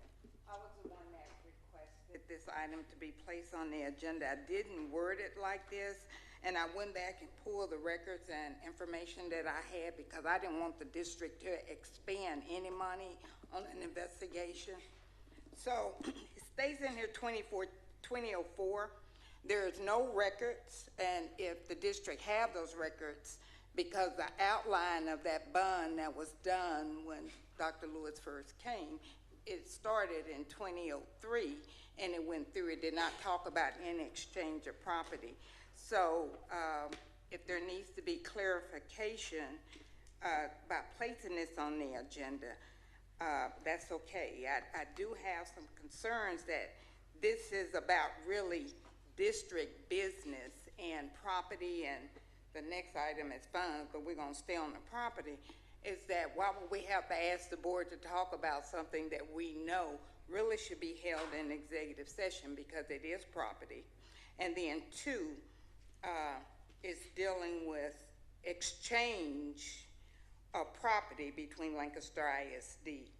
That wasn't my request, but again, I do think it needs to be placed on the agenda, and if the board feels that the board needs to vote to talk about the property, then that's what we have to do. Okay, any other questions or comments? Excuse me, Madam President, I guess I just need clarity. Mr. Lewis? So what actually are we being asked here? I will let Ms. Morris, I will tell you my version, but Ms. Morris asked to place this on the agenda, so I would rather let her answer your question because I can only tell you my interpretation of it. Or Ms. O'Hanlon, would you like to chime in to assist? You want me to finish before you chime in, or you want me to wait, Ms. O'Hanlon and Madam President? Yeah, I wrote the item this way, and here's why I wrote it this way. There was a discussion in closed meeting that we can't, I wasn't going to put out there. So the discussion, the base document for the land transaction that was discussed was a contract for exchange of property between the city of Lancaster and Lancaster ISD in April 2004. That document we do have, and it was attached. So you wanted to look at all of that transaction and kind of unwind it and all this other kind of stuff. So I went to the base document. So it's all in all of the parts of that are in the base document. So I was trying to create a reference in a public meeting to a document that's a public document, so the public would know what we're talking about, that covered the full range of your concerns. That's why it was written the way it was written, to provide the full action, possibilities for whatever action the board wanted to do. Ms. O'Hanlon, thank you very much for explaining that, because I didn't know how. I knew that that wasn't my discussion to even understand anything about this property. My discussion with Weaver was totally different from what was written on here. So I did ask him, did he remember that conversation? And he said yes. And matter of fact, someone from all of that Weaver report, all of the that entire Weaver report, I went through top to bottom. All of the subsidiary real estate transactions that are referenced in that report go back to this April 2004 agreement. So there were a series of transactions set forth in that. So this gives you the full range to look at whatever you want to look at. Right, and definitely I would like to see that, because when I got the phone call, Weaver didn't even discuss. Matter of fact, he said he wasn't even writing it in the report because the district didn't pay him to go down that when he did the forensic audit. Now, that was a conversation I had, but we're going to move on and let the board choose how they would like to handle it. Thank you. Okay, board, this is an action item. Is there a motion? Mr. Smith? I motion that we table this item for the next closed session.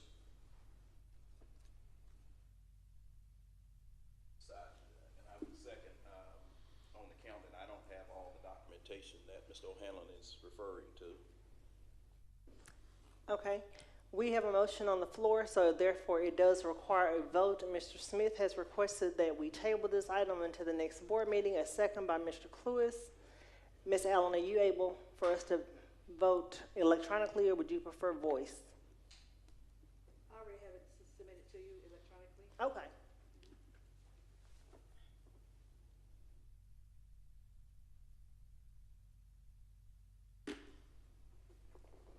Point of information? Ms. Smith? No, I don't think this is gonna come up later, but if it's any reference, we're tabling further investigation of a transaction, whereas the motion was to table the item to the next, not board meeting, it was the next closed session.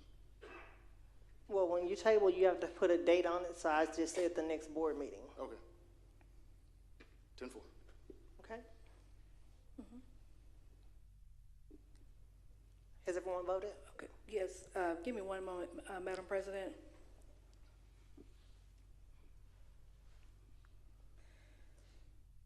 For the item to table the item for direct further investigation of real estate transactions outlined in the agreement of sale and exchange between Lancaster ISD and the City of Lancaster approved in April 2004 as presented by Weaver and Tidewell in its previous report to the board to be placed on the agenda for the next board meeting executive session. According to the results that I have for the votes, I have 3 that have voted yes, and I have 3 that have voted no, so motion failed. Okay. Motion has failed. That we can call for another motion, and I'd like to make the next motion. I make a motion that we do not take further action on the investigation of the real estate transaction outlined in the agreement of the sale and exchange between Lancaster ISD and the City of Lancaster, approved in April 2004, as presented by Weaver and Tidwell LLP in its previous report to the board. That's a motion by myself. Is there a second? Madam President, I second. Have a second by Ms. Nichols. Any other discussion? I guess I have one, Madam President. Ms. Morris? And definitely, I'm not challenging or questioning, but isn't that part of our fiduciary duties to know what's happening and what has happened to our property? Because it is taxpayers' dollars, it's not our dollars. Okay, I'll make a comment in reference to the information that I understood from listening to Mr. Cassandra from Weaver, was that the information that he shared with us looks as if there was a signature missing at one point in time, and it was returned, or someone found it in about 2020. That issue was resolved in 2021 and has been filed properly with the tax appraisal district. So my understanding is that this issue is resolved. Madam President, well, why Ms. wasn't Morris? we ever told about that? Because I've been asking about this for 5 years. Ms. Morris, we had, this was presented by Mr. Kastner at the last meeting because he presented one document that I had no knowledge of during the closed session last time, and that's where I got the understanding from, and he actually told us that he had checked the tax appraisal district and that everything was completed in 2021. That was the understanding from the last closed session that I attended. Okay, and my question to be placed on the agenda was to discuss further information about property and changes of property. Now I'm hearing 2021. I didn't catch that. That's not what he explained to me. Matter of fact, he talked with the city manager. Well, I'm only referencing the conversation that we had in the last closed session, Ms. Morris. Okay. Well, when he was via Zoom with us. all right, and it's the board decision. I'm just and concerned there is that we're going to take care of our fiduciary duties and talk about our property and taxpayers' dollars. Okay. Madam President, I'm sorry, I have a statement. Okay, all right, real quick. We're voting on to keep this item on the agenda, to bring it to the next meeting, or not, right? No, but that motion has failed. I made the next motion, which you second. Yes, so what are we talking, what We are we need, doing well, here? we're having discussion right now, but we're about to vote. Okay, all right, let's vote. Any other because discussion from the I don't board? have any more discussion. It was very clear in back office of what took place with this property. And I think the thing was to find out who actually signed it, if the board approved it, is what we talked about in the back office, all right? So, I don't know where we're going here. So, if we need a vote. Okay, we have a motion on the floor, so if there's no other dialogue, I'll call for the vote. Ms. Allen, are you okay on your first to do devices? Yes, it's out there.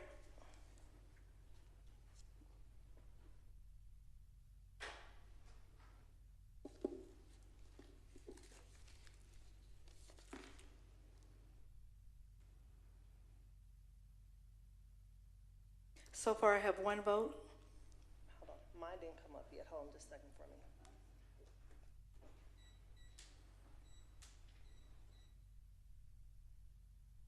Okay, I've refreshed twice. I can do a verbal vote if that's okay.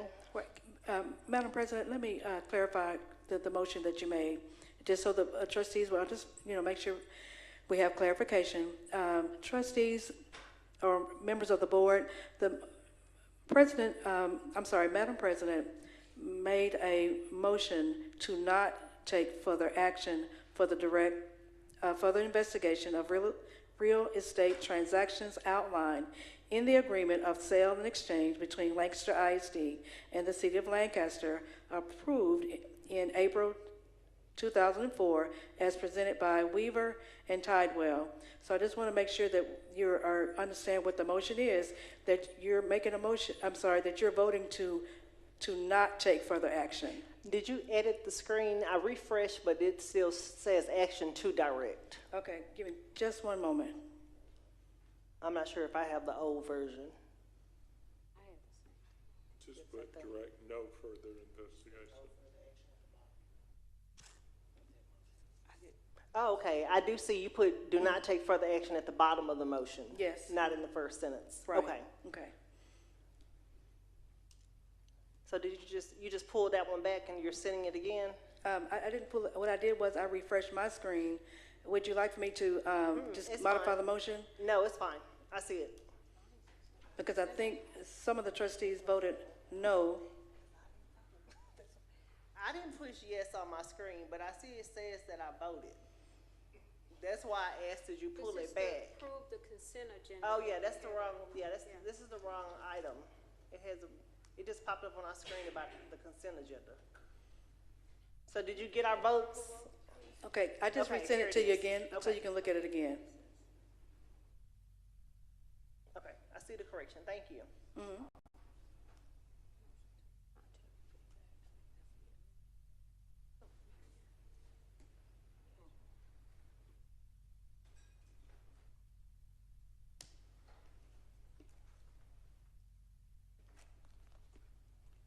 Trustee Cluis, whenever you're ready.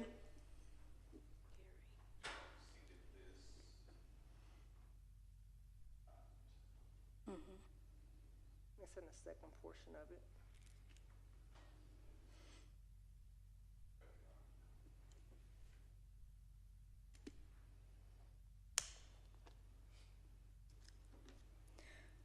Okay. Thank you, Madam President. On behalf of the Lancaster ISD Board of Trustees, for the motion to not take further action for the investigation, we have 4 that had voted yes to not take action.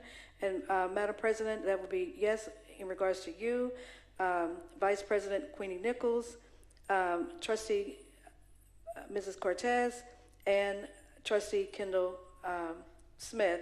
And those who have voted no, Secretary Carolyn Morris and Trustee Darrell Cluis. Motion carried.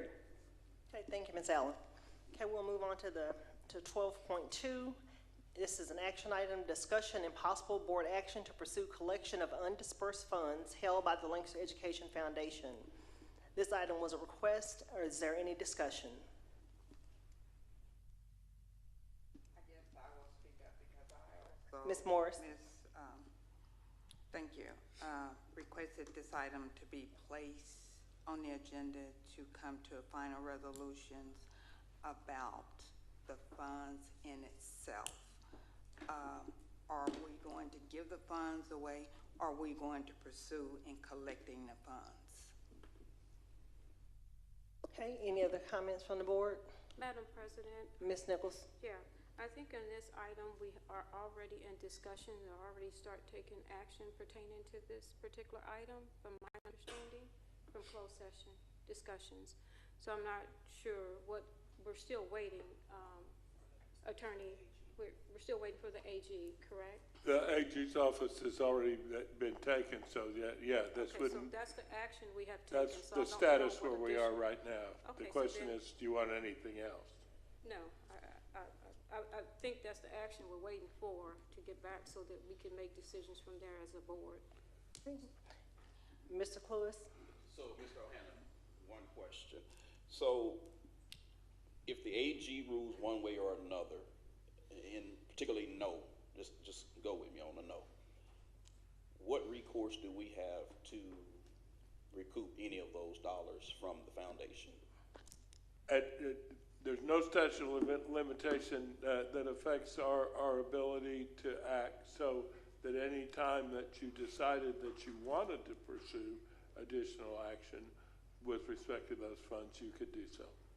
But we can't make her or the foundation give the ISD those funds. In my opinion, given how their bylaws are written and what the rules are under the Texas Nonprofit Corporation Act, we cannot require them to give the money to us. We can require them to give it to a charitable organization that serves the parents and students of the community, either directly or to another charitable institution that has a parallel purpose. And that we know of today, are there any conflict of interest with regards to who may still reside on that board? The Education's board. Who makes the what? Are there any individuals? Mr. Clues, I think we're going off topic with that comment. No, we're not. I'm asking. Because you're asking about board members. I'm asking a question in regards to the Education board. So if that's something you can talk to me about afterwards, I think it's still relevant to this because I want to know if the board for the Education Foundation that you know of, is it still active? It's active to the extent that it is filing the required federal tax returns on an annual basis. Can we find out who those, if any, active board members are? Yeah, we can. Okay. The president's still Ellen Clark. But I know there were some other officers. Yes, we had one that was a former employee, and then she withdrew. Okay. Thank you, sir. Madam President, Ms. Morris? Yes, thank you. I do want to say we're going backwards, but if the board chooses to go backwards, we'll go backwards. These are dollars that belong to children, not belong to this board. And this have already been investigated. We have sent demand letters. We were actually getting ready and voted on to file lawsuits. And so now, since we are going in the other direction, I can tell you, and I found this out at the convention we just left, the AG cannot tell 4 members or board on what to do. So we can sit from now to the next 10 years, and you're not going to get an AG's opinion on it because, like the commissioner said, we should have took care of our business. And so I'm going to leave it there, and the board choose what they want to do about these dollars that belong to the kids, not us. I actually have a question for Mr. O'Hanlon. Mr. O'Hanlon, I heard you say that based on the agreement, the funds that are there, the Education Foundation can disperse them. That document does not say that it has to be given to Lancaster ISD. It can be given to any educational foundation, any educational entity, correct? Yes. But the second thing that I just heard you say is that we can in turn around and request that she give the money to the community. I think that's something new that I'm hearing. To support the education of students in the community.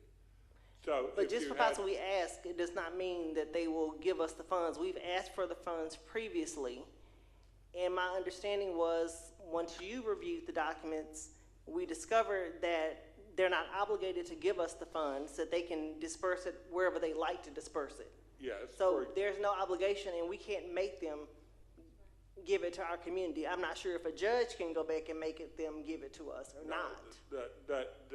They have to, their bylaws require that to be dispersed to support the students, the parents, and the staff of the community.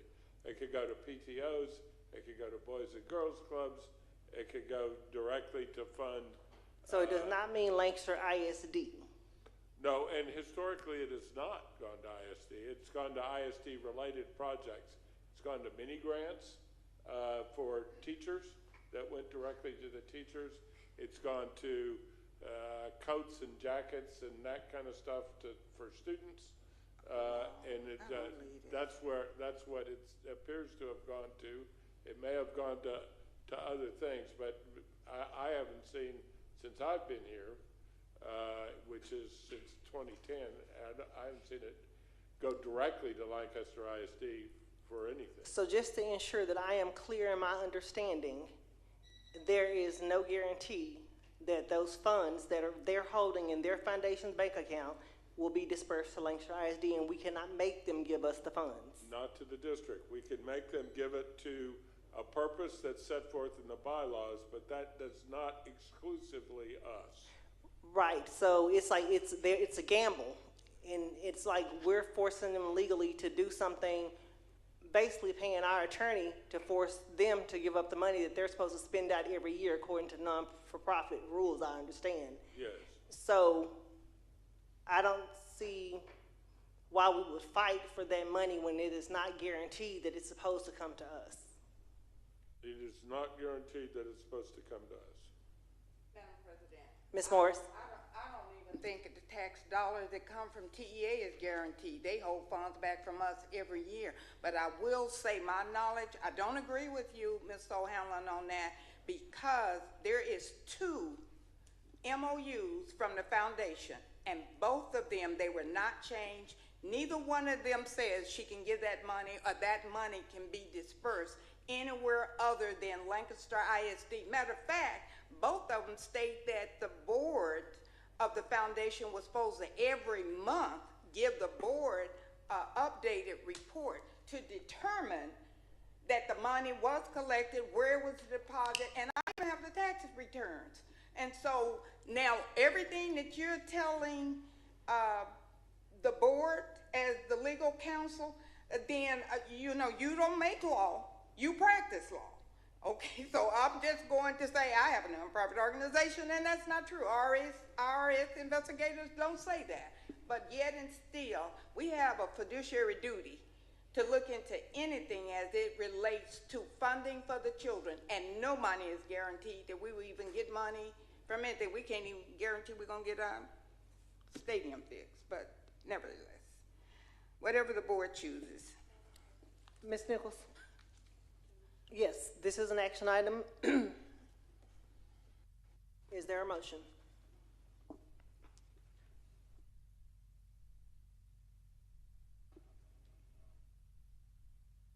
Okay, there's no motion, so I'm assuming this item has failed. No one made a motion on this item. So, I make the motion, Madam President, if I may. but I've called the motion at this And point. I'm saying it now because it's not finished. You was in the middle of stating it, so I kind of broke in on your. No, I was finished. I was paused. In my opinion, I was done. Okay. Because I gave time for a motion to be called. If you want to call it a no, then we call it a no and move on. Well, I'm just going by what I know for Robert rules. I extended an offer and no one said anything. And I sat here and looked around. I did say something at the end, but hey, I'm here to work with Ms. the board, O'Hanlon, not against the you're my board. audience. What's your opinion on that? Prerogative of the chair. In my opinion, I will be fair if you fail to hear me call for the motion and extend it again, but I do know that I did call for the motion and no one said a word. This is an action item. Is there a motion? Yes, ma'am, Madam President. I would like a motion for us to move forward to look into this matter and find out information whether or not, and I am saying this, Ms. O'Hanlon, whether or not if the AG would ever give this district an opinion on this. Now, the motion is going to be a little bit long, so let me make it simple. Okay, I am moving that the attorney is directed, since he's already working on with the AG, to find out from the AG's office if they will ever answer it. And 2, if you would present to each board member that MOU, those 2 MOUs that was completed. Thank you. I believe those copies have been sent out Just before. one thing, there's not a request for an opinion to the AG's office. We've made a request for an enforcement action. They have enforcement powers over charitable trusts. So we've asked them not to just issue an opinion. We've asked them to enforce the obligation. Okay, well, let me correct my motion. So you're fine with the motion, Well, it was an opinion, and so I want to say enforcement. okay? Thank you. Okay, Ms. Morris, you're going to restate your motion? Ms. Morris, will you be restating your motion? Oh, yes. Oh, I did amend it to change the wording from opinion to enforcement. Okay, I need you to repeat it for me because I need to Okay. make sure I can repeat it. All right, I will repeat it.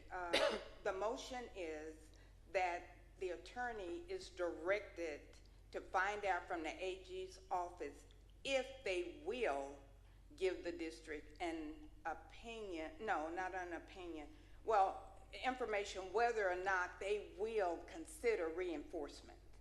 Okay, and then the other one, provide those two MOUs so they can, for those who may have gotten them in. I have well, it's not even a friendly amendment. I guess I have a question about your motion because he's already sent it to the AG's office and we're waiting on a response. So is your question to him to find out if they will ever respond to what he sent? I think that's what I said. Because they will tell him whether or not, if they will even consider to respond. Well, they will have to respond to you one way or the other if it's a yes or a no, correct? No, they don't have to. They don't have to respond? No, Okay. they can say we're working on it, which is what they've said so far. Okay. Okay, Ms. Morris has made a motion to direct the attorney to inquire with the Attorney General's office to see if they will respond to what he has submitted, and she has requested copies of the MOU be provided to the board. The two MOUs. Is that motion suffice? Yes. Okay, is there a second?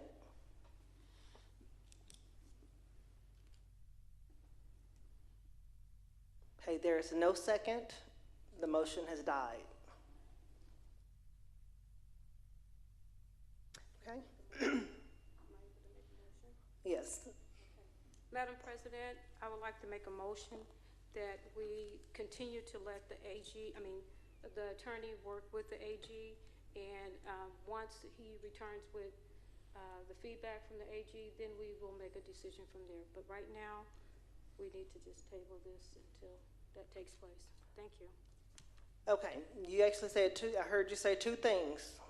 Was for us to basically leave everything where it is, then you asked for it to be tabled. No, just leave let me amend that. We want to leave everything to where it is until he gets response back. Okay, I don't think we need to really take a vote on that or a motion. We can just leave it where it is. Am I correct, Mr. O'Hanlon? Does that need to be a vote since you already have this in progress? I've already started it. I'm Correct. gonna do that anyway. I'm Okay, gonna continue so- to monitor it. So I think we can bypass that motion and we'll stay on course where we are. Okay. Okay, so at this time, I'm going to move to 12.3, and this is the set date and time for the Team of 8 third governance session. Ms. Allen sent everyone out a doodle at the end of last week with some new dates that Dr. Lloyd provided. Hopefully everyone has submitted those dates, and we'll respond out with the feedback based on the information that was provided. And for reminders, NTAASB, which is the North Texas Area Association of School Boards, Connected Districts, Connected Futures, Round Robin Dinner and Discussion Panel will be at Northwest ISD on September 22nd, 2024, September 24th, 2025. Okay, we've come to the end of our agenda. The next item is adjournment. All in favor of adjourning? Okay, aye. The time is 9:00 p.m. Thank you all and have a good night.